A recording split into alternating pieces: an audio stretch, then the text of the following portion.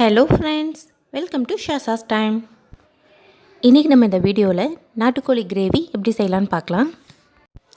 அதுக்கு முன்னாடி நம்ம சேனலை சப்ஸ்கிரைப் பண்ணாதவங்க சப்ஸ்கிரைப் பண்ணிக்கோங்க. இந்த ரெசிபிக்கு 1 கிலோ நாட்டுக்கோழி வாங்கி க்ளீன் பண்ணி எடுத்து வச்சுருக்கேன். இந்த ரெசிபிக்கு தேவையான இன்க்ரீடியன்ட்ஸ் லிஸ்ட் டிஸ்கிரிப்ஷன்லேயும் கொடுத்துருக்கேன், செக் பண்ணிக்கோங்க. குக்கரை ஸ்டவ்வில் வச்சு ஸ்டவ் ஆன் பண்ணிக்கிங்க. குக்கர் ஹீட் ஆனதுமே அதில் மிளகு, மல்லி, சீரகம், சோம்பு, வரமிளகாய், அன்னாசிப்பூ இது எல்லாத்தையும் சேர்த்து நல்லா வறுத்துக்கலாம். நம்ம கூடவே நீங்கள் தூள் இல்லைன்னா, பட்டை கிராம்பு தூள் இல்லைன்னா பட்டை, கிராம்பு, ஏலக்காய் அதையும் சேர்த்து இதில் நல்லா ரோஸ்ட் பண்ணிக்கோங்க. நல்லா ஸ்மெல் வரணும், ஒரு குட் ஸ்மெல் வரும் அதிலேருந்து, அது வரைக்கும் நல்லா ரோஸ்ட் பண்ணிக்கலாம்.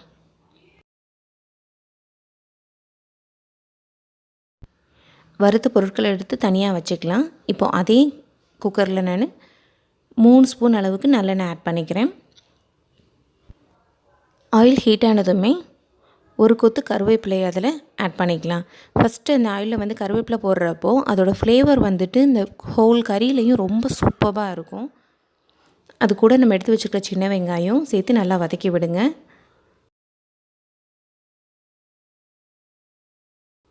இது ஓரளவு வதங்கினதுமே இதில் 1 ஸ்பூன் இஞ்சி பூண்டு பேஸ்ட் போட்டு நல்லா வதக்கி விடுங்க. பேஸ்ட்டாக இல்லாதவங்க நம்ம இன்க்ரீடியன்ஸ் லிஸ்ட்டில் கொடுத்துருக்கேன் நான், அந்த அளவுக்கு பூண்டும் இஞ்சியும் சேர்த்து நல்லா வதக்கி விட்டுருங்க. இது எல்லாமே சேர்ந்து நல்லா வதங்கினதும் நம்ம எடுத்து வச்சுருக்கிற தக்காளியை சின்ன சின்ன துண்டுகளாக நறுக்கிட்டு இதில் ஆட் பண்ணி நல்லா வதக்கிடலாம். நம்ம ஆல்ரெடி ட்ரை ரோஸ்ட் பண்ணி வச்சுருக்கிற திங்ஸ் எல்லாமே ஒரு மிக்ஸி ஜாரில் எடுத்துக்கலாம். இதே ஜாரில் இப்போ நம்ம எண்ணெயில் வதக்கணும் இல்லையா, அந்த பொருட்களையும் சேர்த்து நல்லா மைய அரைச்சி எடுத்துக்கலாம்.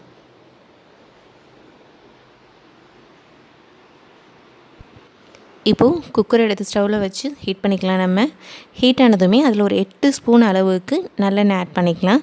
chiKen ஆட் பண்ணிங்கன்னா டேஸ்ட்டும் என்ஹான்ஸ் ஆகும். ஆயில் அதிகமாக எடுக்கிறனால ஒரு பிரச்சனையும் இருக்காது, ஹெல்த்தியாகவும் இருக்கும். இதில் நம்ம அரைச்சி வச்சுருக்க விழுதை போட்டு நல்லா வதக்கி விட்டுறலாம்.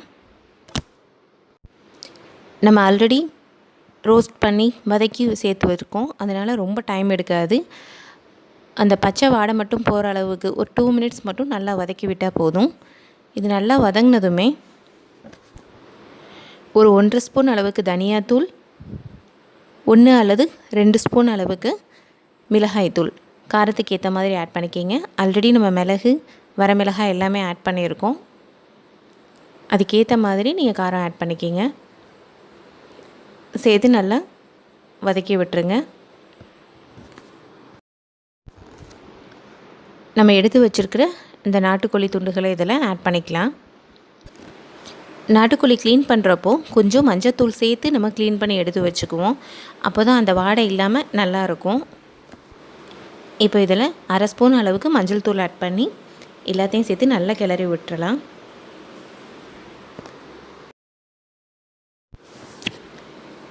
இப்போது இதுக்கு தேவையான அளவு உப்பை சேர்த்துக்குங்க. உப்போட கொஞ்சம் தண்ணியும் ஆட் பண்ணி நல்லா சேர்த்து கிளறி விட்டுறலாம். நான் மிக்ஸி ஜார்லேயே கொஞ்சமாக தண்ணியை ஊற்றி அலசி எடுத்துக்கிட்டேன். அந்த தண்ணி இதில் கொஞ்சமாக ஆட் பண்ணிக்கிறேன். ஆட் பண்ணி நல்லா கலந்து விட போகிறேன்.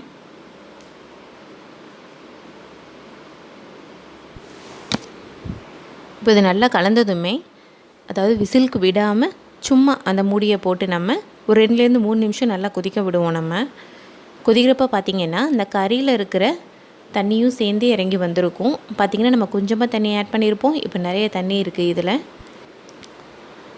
இப்போது எவ்வளோ கிரேவி தேவையோ அந்த அளவுக்கு நீங்கள் தண்ணி ஆட் பண்ணிக்கிங்க.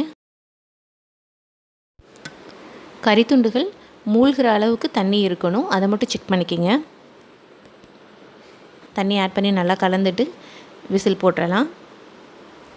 நாட்டுக்கோழிங்கிறதால நம்ம ஒரு 8லேருந்து 10 விசில் வரைக்கும் இதில் விடுங்க, அப்போ தான் உங்களுக்கு நல்லா வெந்து வரும்.